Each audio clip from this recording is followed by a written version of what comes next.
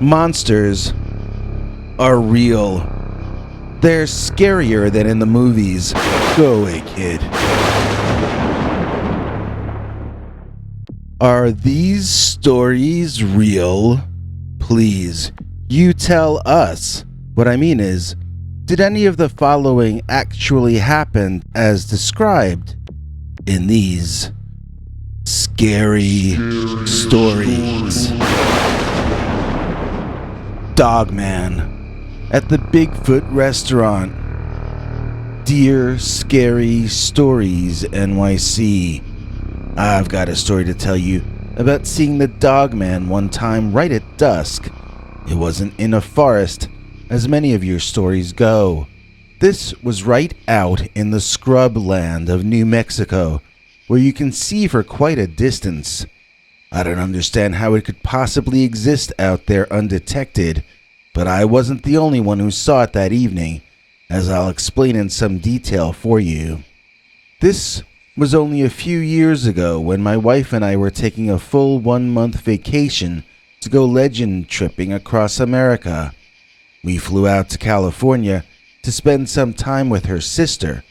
Then, the three of us rented a car and started driving east and north, heading back toward New York City, trying to hit as many haunted or cryptid or UFO-related or just weird and cool places that we could find on the internet.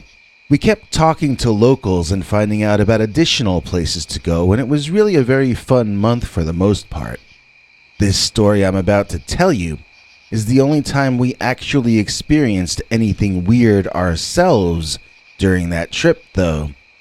We had been tourists looking in on remnants of memories of other people's strange experiences, and then suddenly, we were the ones having something bizarre and inexplicable happening to us.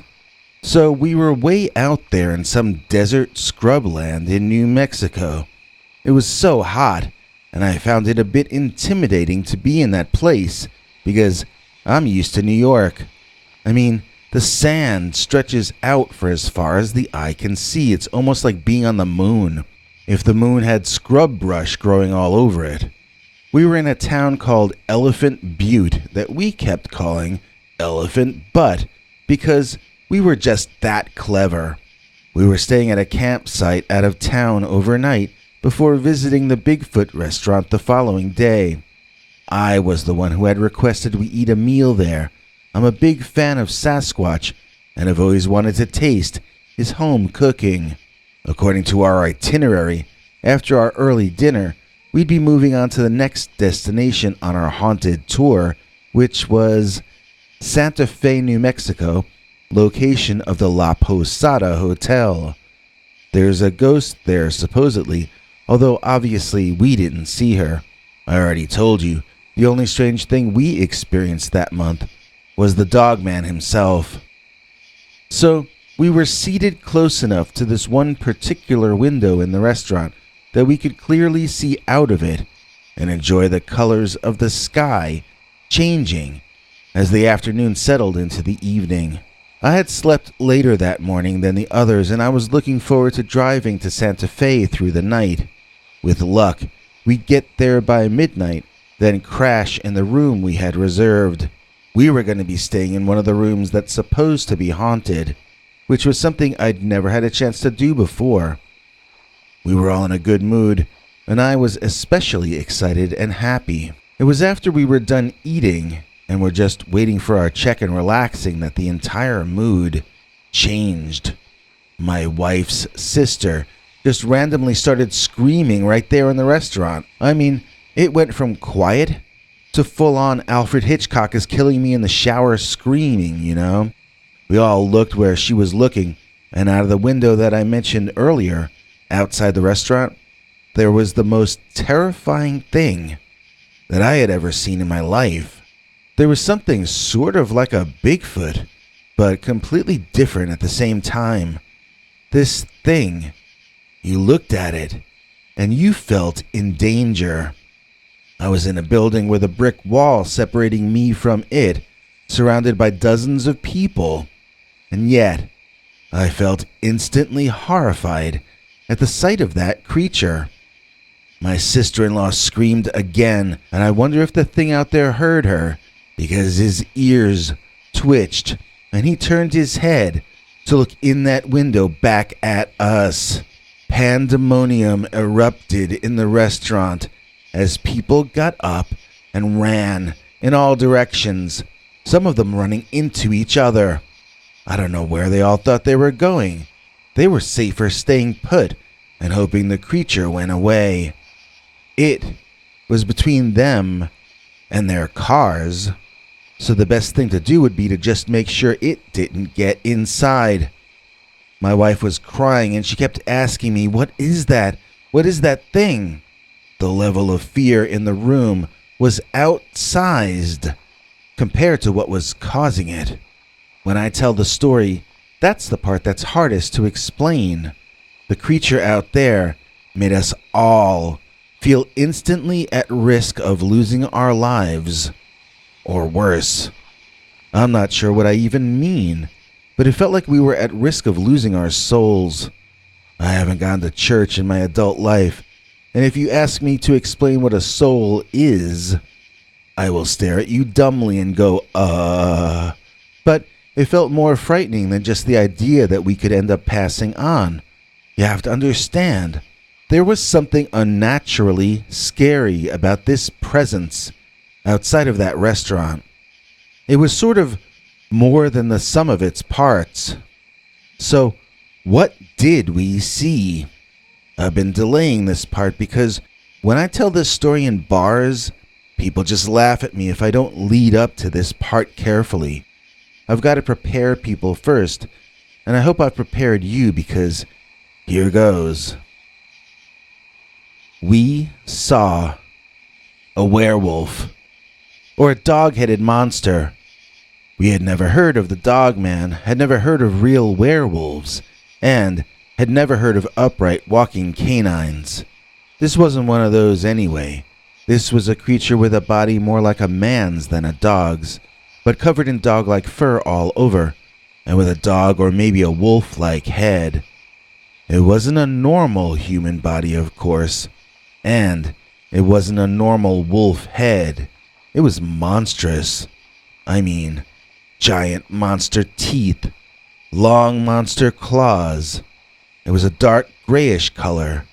I never saw an animal that looked like that. A bluish gray, my wife tells me to write down here. The ears were pointed, like a dog or a fox or whatever, and they moved all around on their own, like a little radio station pulling in signals from all over the area. But it was there for no good. It was there for a bad reason, and you could just feel it. It was not a nice thing. It was danger itself walking outside. It was contempt. It was hatred. It was disregard for other creatures. It was self-obsession. It could take everything down with it if it wanted to. You just knew it was bad news, even if you didn't know how you knew that. You weren't just expecting the thing to end you. You were expecting to see it end everything. This is the point when you scoff and ask how an entire busy restaurant with almost 30 people inside at the time would all be driven into such an exaggerated fear reaction because there was something like a bear walking on its hind legs outside. Wouldn't it cause more bemusement than terror? Wouldn't people have gotten out their cell phones and been taking pictures and videos? Where are all the home videos on Twitter from that night in New Mexico? Where is the record of animal control being called? Where is the police record of the incident? Well, that's what I'm trying to explain to you. People didn't react logically. And this wasn't a bear. This was a 7 or 8 foot tall dog-headed man with glowing eyes, standing on these legs that looked more like devil legs than a man's. It wasn't natural, and it wasn't just an animal sighting. The thing might have been a demon or something like that. It looked magical or supernatural or something. I lacked the vocabulary to explain the moment we experienced. When that large dog man looked in that window, we were all gripped in the harshest fear I had ever experienced. I had a knife held to my throat once, and that wasn't as scary as seeing the dog man outside the window that evening. People ran back and forth like lunatics. It was like watching the world end in madness. Then, the dog man ran off, and people sort of calmed down. My wife and I ran outside, our fear reversing itself and being replaced by curiosity. We wanted to see where the dog man was going to run to. When we got outside, though, we couldn't see the thing anywhere, in any direction. There was no cloud of dust it was leaving behind or anything like that at all. I don't know where the monster had run off to, but I was certain it was gone, because so was the fear. After being unable to locate the monster, we went back into the restaurant to pay our bill. Everyone was weirdly normal. People were acting like nothing had happened. I said something to my sister-in-law about it, and she seemed confused by what I was talking about. It wasn't until we were back in the car and driving away that my wife and I realized her sister had no memory of the event at all. She laughed when we talked about the dog-headed man. She thought we were kidding around. She thought that sounded cute, a puppy that walks like a person. She had no idea, no memory, and it was only 10 minutes later. Maybe that's why the rest of the people in there were acting so calm. Maybe they stopped remembering the monster as soon as it ran off. If that's the case, why do my wife and I still remember the entire incident years later?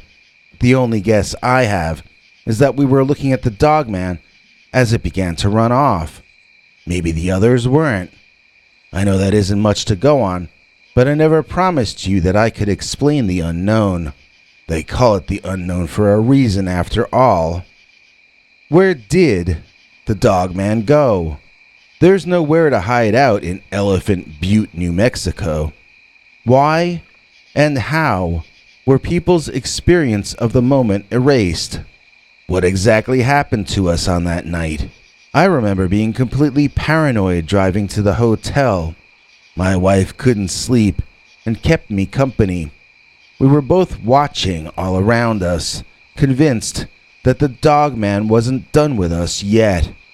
We expected to see it any moment, jumping out at us from behind a bush or running alongside the car at 50 miles an hour. The idea of the thing lingered in us as much as it had evaporated for the others. My wife said that the dog man put the fear of God into us, but I don't think that monster had anything at all to do with God. It put the fear of something into us, though. To this day, neither my wife nor I have had any other strange or supernatural experiences. We're back in New York City, where Dogman tends not to visit.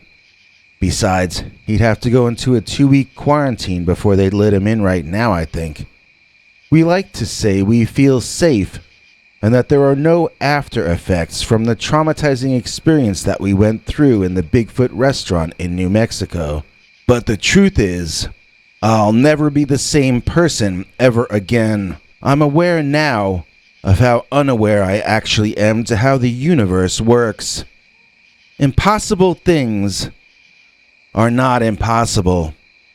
Monsters are real. They're scarier than in the movies, and they can't be reasoned with. They don't hate us so much as we just don't matter to them. We're ants under their feet. We're vermin infesting their world. We're in their way, and the best thing we can do in their life is to get out of their way or stay low and hope they leave, like we did the day we saw Dogman at the Bigfoot restaurant. So what do you think? Did that really happen or not? While you're contemplating that question, I'd like to tell you that today's episode is executive produced by our newest channel member, Roy Faulkner. We depend on Mr. Roy Faulkner. He's a man who's like a bed rockener. Our hearts are filled with utter joy because we've got support from Badass Roy. Please join us in thanking Roy Faulkner for making this episode possible. And if you are a patron of the scary arts like our hero Roy Faulkner, just join our paid subscribers club at peterbernard.com or become a channel member by clicking the join link under this video. Either way, you get access to our secret uncensored Dogman stories far too wild to play on this channel. We have another all-new and completely uncensored story each Sunday night, but only for our executive producers. Speaking of executive producers, one of them gave me this next story, although they did so on two conditions: that I not out them, and that I show pictures of Frank and Kitten while I tell you the story. It's a particularly creepy little tale that we call I Don't Know If I Encountered a Dogman or a Bigfoot. Dear Scary Stories NYC, I went camping last month just as an excuse to be anywhere but trapped in my apartment for a while. I was at an official campground, but it was only partially filled, and I was at the edge near the forest. Even though I've listened to so many scary stories on your and other channels about people camping and encountering monsters, I wasn't thinking about that at all as I set up my tent. I could have requested a different area, but I didn't. The woods didn't look scary to me during the day, and I guess I was just so excited to be out of the city and doing something different that it didn't matter. Once evening came, I heard strange sounds from the woods that I couldn't identify and still can't. The mood sort of shifted, and I felt a little bit like I was camping out in the backyard of a haunted house. The winds started whistling even though it wasn't storming out. I accused the wind of being overdramatic and tried to make a joke out of it, but there was nobody there, laughing at my weak attempts at humor. I actually took a walk into the main camping area to use the bathroom, just to see if anyone was hanging out over there that I could talk to. The aloneness of the place had started to weird me out. The aloneness, the quietness, the darkness, take your pick. They were all making me feel uncomfortable and fidgety. I couldn't relax. I couldn't focus on anything. And I couldn't sleep either. I roasted marshmallows joylessly over a crappy fire I barely started. Then I tried again to sleep. Something came up to my tent from the forest and sniffed that side of it. I backed away toward the side furthest from the sniffing, but was too afraid to run outside. Whatever the creature out there was, it made a full circle all the way around my tent, sniffing furiously the entire time. It sniffed the bottom, the middle, and the top. It got every odor off the outside of that tent, like it was taking in data for its computer. I wondered what it was learning from what it was smelling. At this point, I was thinking it was a bear. It sounded like a dog, the way a large dog would sniff, but I think bears do the same thing, and this was clearly something large. If it was a dog, it was an incredibly large dog, this much I knew. So to say I was panicked would be an understatement. I wanted to get out of there and run, but that might make me appear as prey to the predator. It might inspire the creature, whatever it was, to chase me down and have me as a midnight snack. I felt at the time, and probably still feel, that the best thing I could do would be to stay still and wait, hoping the creature would get bored and go away. It was some while of me sitting as still as I could and listening before the first rock or pebble or acorn or something hit the tent. I had not heard the animal retreating, so I had thought he was still directly outside.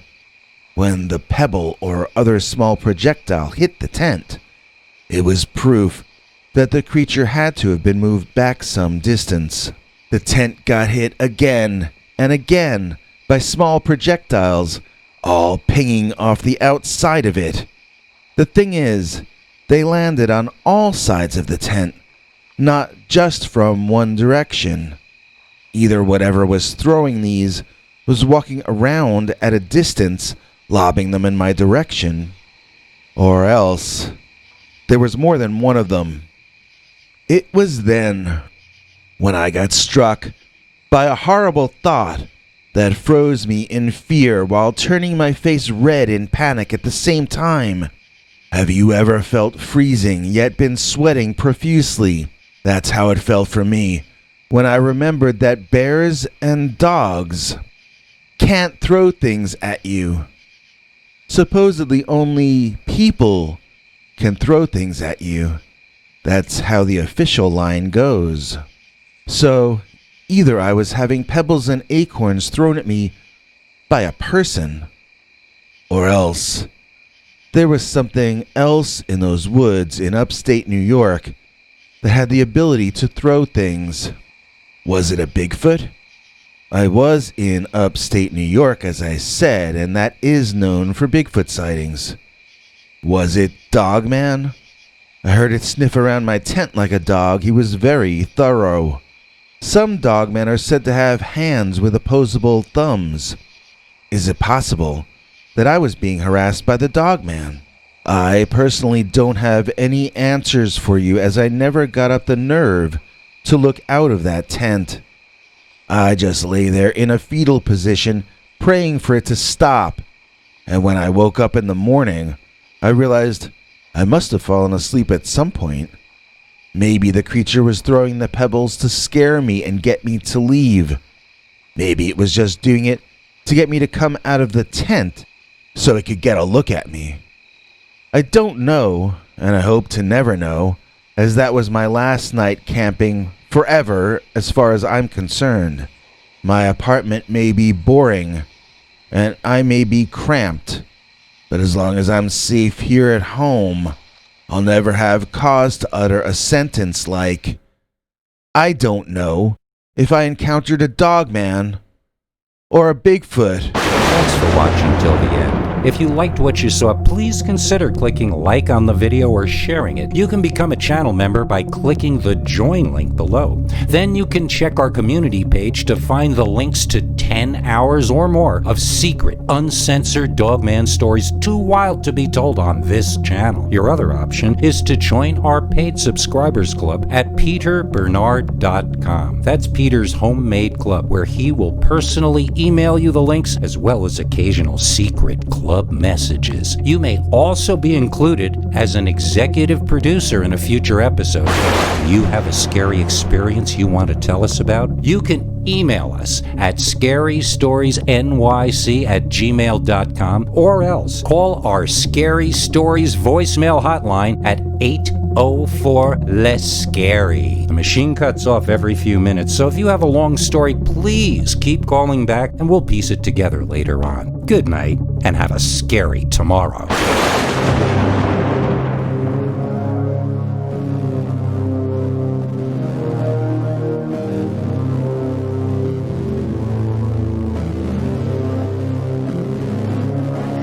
Come back for more scary stories.